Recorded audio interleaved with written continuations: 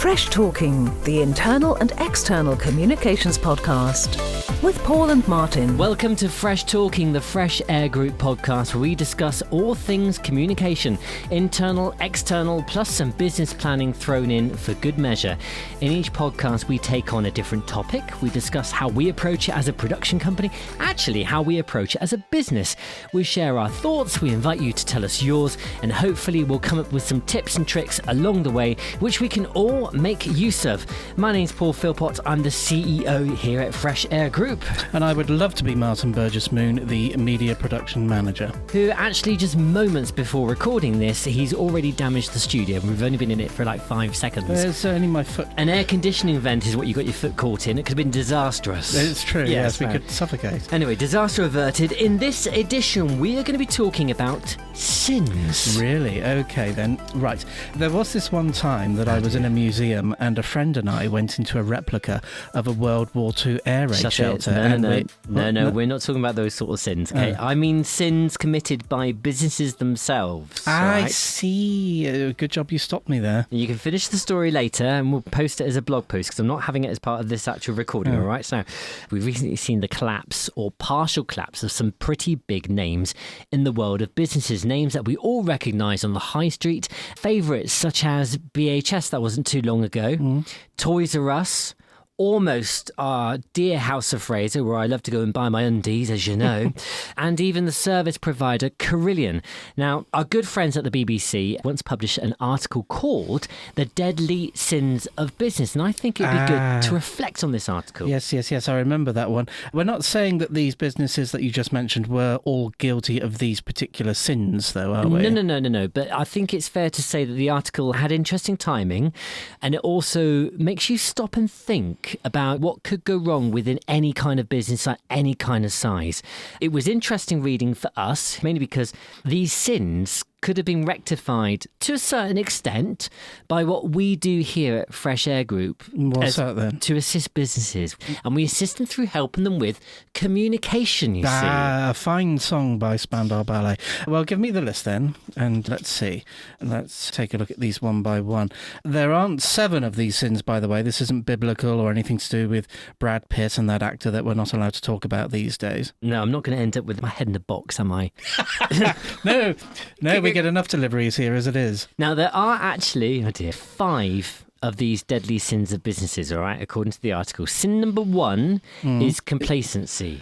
The BBC article mentioned that budget airlines in particular were guilty of this one, providing cheap flights, doing well at it, and then costs go up, but they still offer the cheap flights and end up making a loss. Yeah, and this is an example that you could apply to almost any form of business, really. It's a situation where you discover a gap in the market or something you're particularly good at, and you go for hell for leather. But then as markets change, consumer tastes change and everyone moves on, but you don't actually move on as a business. Basically, it comes back to always making sure that you keep an eye on the market. You talk to your customer base and you get feedback, but you actually react on that feedback. Quite. A moving target is harder to hit. Sin 2 is fear, not your fear or my fear. And I know what your fear is, and it's clowns. No, don't get me started on clowns. We're talking about the fear that colleagues have for their managers in some businesses. Yes, even clowns are scarier than you. Me? Yes. Well, I guess there are a surprising amount of businesses that are actually run on fear. You've got situations whereby colleagues are desperately worried for their jobs because the company that they work for is being run like a dictatorship where everyone's keen to do and say anything that will please their boss. And this works down the hierarchy. You have middle management that is in fear of the management above it, which is in fear of the management above that. And those people that are on the front line dealing with customers, they can't carry out their job in an honest fashion because they're actually running their job in fear. And it can result in situations whereby colleagues go to crazy lengths to do what they believe their bosses want of them. I've heard of situations whereby they falsify projections and figures. So they report back to their bosses figures that are untrue. They basically lie or they bury bad news. And there have been numerous stories about firms that have undertaken cover-ups, essentially. And the result is that your company could be in bad shape or heading that way, but you don't know anything about it. Because if you're at the top and you're looking at the data that's being given to you from those that work under you, and you run it through fear and you're not getting genuine data, you might not necessarily know if there's trouble at mill. Well, I'm not scared to tell you anything, apart from when we run out of biscuits. Which I don't like either. Greed. Yes? That's the next sin. Number 3 is greed. This one is very biblical. We could bang on about greed in its many forms for hours. Instead, we'll talk about those men, and yes, it's usually men, but not us, at the top of businesses who spend so much time thinking about how much they can pay themselves and their other top execs that they neglect the workers and the rest of the business. Well, I can tell you for one thing, I definitely don't do that. No. For example, have you seen my mobile phone? Look at this thing. So an iPhone 2, it's got a crack in it. It's not like you can see you get paid a lot more than me with your iPhone 1000 or whatever it is. Yours is an iPhone -3. It is. Mine's so old, I actually have to put coins in it to get it to work. If things are going well in your business, and I guess, it's great, obviously. But there's a thought that you should perhaps share that wealth throughout the organisation and not just keep it for the top brass, because when things are going badly and everyone finds out just how much you've been paying yourself and not paying your team, you won't be doing yourself any favours, because you need to give everyone some indication that they're benefiting in addition to the business benefiting from all the hard work. Share That's what the I love. believe. Yeah, share the love. Just ask Philip Green. Follow the studio on Twitter @FreshAirStudios.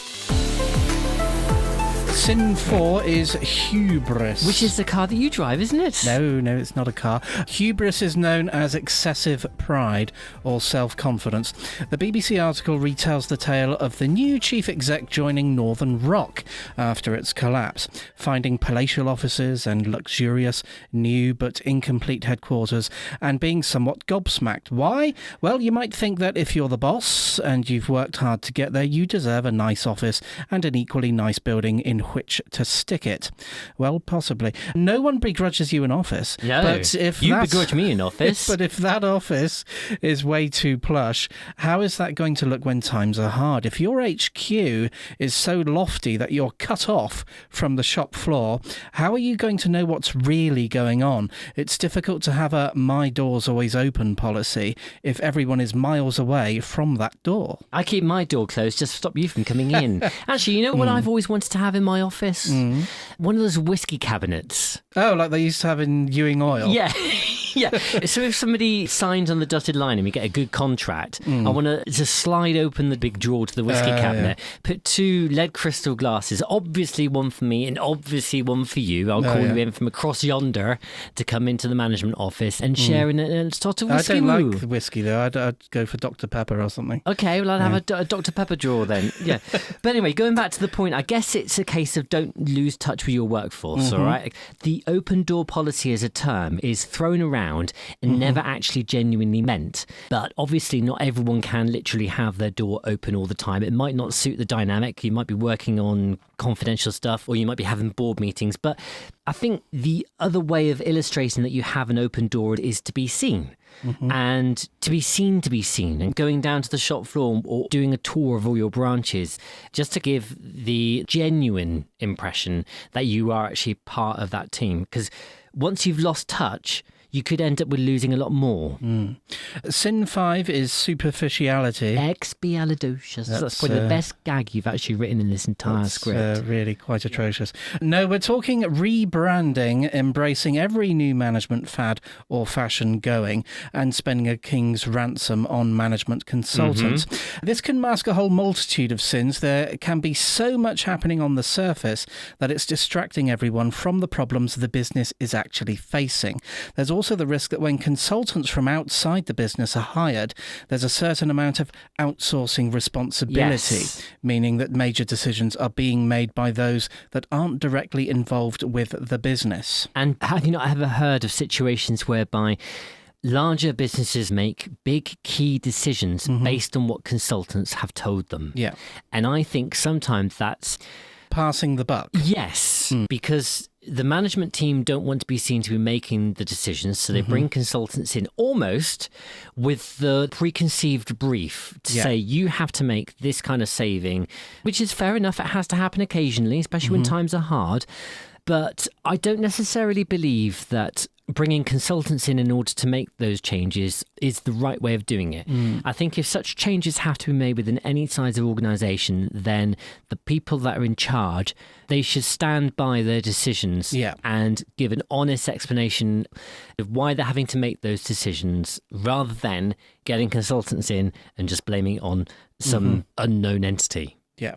So the next thing here is it's confession time. Oh, I've got to tell my story now, have I? No, I've told you you're not telling that story in this podcast anywhere. But what we're going to do is talk about these deadly sins and how perhaps you could rectify them or avoid them from happening in the first place through the art of communication, which we just love, don't we? Yes. If we're fixing some of these issues by doing what we do and what service we provide at Fresh Air, that would be the communication tool of the podcast, which is similar to what we're actually doing now. What you could do is you could have this purely as audio, or it could be a video, depending on how you want to do it. And what you do is you communicate with your staff and your colleagues. And the way you do that is simply by being approachable, being open, being yourself. And once people are listening in and hearing you speaking in your own voice, being relaxed and open, and also open to ideas and feedback, it eliminates so many of the issues that we've already discussed. When you say including feedback, what do you mean? Well, because you would say what you're going to say, and at the end of it, you say, right, now then, if you are interested in anything I've just had to say, or if you've got anything you want me to discuss, email me, ring me, semaphore me, tweet me, whatever you like, and we'll discuss those on future editions. So it's almost like doing a request show. It's Sunday Love Songs with Steve Wright on Radio 2. It's getting that feedback and acting on it. But instead of asking for the Eagles or ABBA, you're asking for advice on a certain work-related topic, and then you can give that in your next podcast. And I suppose that relates back to what we were saying earlier about just moving forward and not necessarily taking time to stop and listen and communicate and take on board ideas and concepts from your audience. And that audience could be your workforce. Could it actually be your customer base as well? It could be, because what you could do is, if you're doing one of these podcasts, you don't just have to share it internally on an email or on your intranet. You could also post it online. So it could be in a tweet on your Facebook page or on your website, so customers can go online and access it and listen to any ideas you might have that might be of interest to them. Which brings us back to what we were saying at the start of this podcast. What was that? It seems so long ago. It does, I know. But communication, the fact that open and honest communication does actually end up creating a situation whereby you've got real teamwork, especially if you're talking to your team and you're communicating with them well. So that brings us to the end of this podcast. We've spoken about the deadly sins of business and how perhaps some of those sins can be corrected through a nice little bit of communication here and there. Yep. So if you want to know more on how you can do what we've just done, but probably better, you can call us, you can tweet us, you can email us, or even pop round with some biscuits. We haven't run out again, have we? Fresh Talking from the Fresh Air Group. Follow the studio on Twitter at Fresh Air Studios. Visit us online at freshairgroup.co.uk. Email your questions and comments to info@freshairgroup.co.uk. Copyright Fresh Air Studios Limited, all rights reserved.